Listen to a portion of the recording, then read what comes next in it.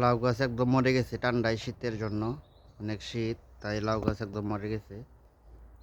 আর মনে লাউ হবে না। অনেকগুলো লাউ আছে কিন্তু মনে হয় এটি বড় হবে না, ঠান্ডায় অনেক মারা গেছে। ওই যেখানে একটা আছে এটাও নষ্ট হয়ে যাবে। এটা এখন তুলে ফেলবো, এটা তুলে ফেলছি।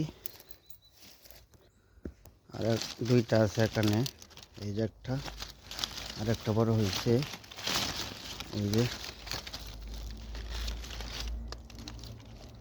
এটাও তুলে ফেলবো এখন।